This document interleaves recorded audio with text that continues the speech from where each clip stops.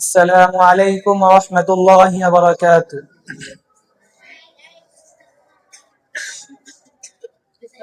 الحمد لله رب العالمين، والصلاة والسلام على سيد الأنبياء والمرسلين وعلى آله وأصحابه أجمعين. أما بعد، أعوذ بالله من الشيطان الرجيم. بسم الله الرحمن الرحيم. ولله على الناس حج البيت من استطاع إليه سبيلا. وقال رسول الله صلى الله عليه وسلم: من حج لله فلم يرفث ولم يفسق رجع كيوم ولدته أمه.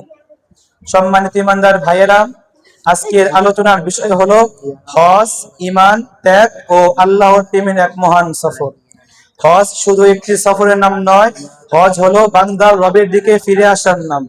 হজ হলো গুনাহ মাফির আশা নিয়ে আল্লাহর দরবারে উপস্থিত হওয়ার নাম।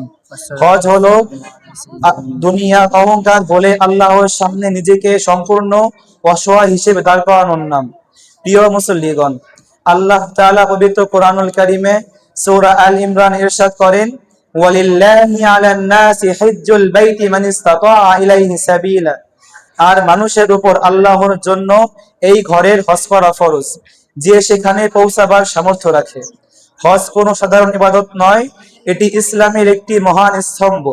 রাসূলুল্লাহ সাল্লাল্লাহু আলাইহি ওয়াসাল্লাম ইরশাদ করেন: বুনিয়াল ইসলামু আলা খামস। ইসলাম 5টি স্তম্ভের উপর প্রতিষ্ঠিত, আর সেই 5টি স্তম্ভের একটি হলো হজ। সম্মানিত ভাইয়েরা, যখন একজন মানুষ ইহরাম পরে লাব্বাইক আল্লাহুম্মা লাব্বাইক বলতে বলতে আল্লাহর ঘরের দিকে রওনা হয়, তখন সে যেন দুনিয়ার সব অহংকার খুলে ফেলে দেয়। ধনী গরিব, রাজা প্রজা, সাদা কালো সবাই একই কাপড়ে দাঁড়িয়ে যায়, কারণ আল্লাহর কাছে মর্যাদা ধন সম্পদে নয়, বরং তাকওয়ায়। প্রিয় মুসল্লিগণ, হজ মানুষকে ধৈর্য শিখায়, ভালোবাসা শিখায়, ভ্রাতৃত্ব শিখায়, আর শিখায় এই দুনিয়া ক্ষণস্থায়ী। একদিন সবাইকে আল্লাহর কাছেই ফিরে যেতে হবে। রাসূলুল্লাহ সাল্লাল্লাহু আলাইহি ওয়াসাল্লাম ইরশাদ করেন: মান হাজ্জা লিল্লাহি ফালাম ইয়ারফুস ওয়ালাম ইয়াফসুক রাজা'a কায়াউমি ওয়ালাদাতহু উম্মু। যে ব্যক্তি আল্লাহর সন্তুষ্টির জন্য হজ করলো এবং অশ্লীলতা ও গুনাহ থেকে বেঁচে থাকলো, সে এমন নিষ্পাপ হয়ে ফিরে আসে যেমন তার মা তাকে জন্ম দিয়েছিল। একজন গুনাহগার বান্দা আল্লাহর ঘরে গিয়ে কাঁদছে, তাওবা করছে, ক্ষমা চাইছে, আর আল্লাহ তাআলা তাকে নিষ্পাপ বানিয়ে ফিরিয়ে দিচ্ছেন।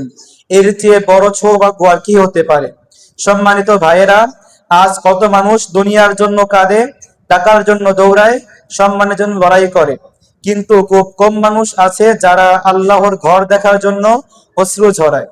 যার হৃদয়ে ঈমান আছে, তার হৃদয়ে কাবার জন্য টান থাকবেই।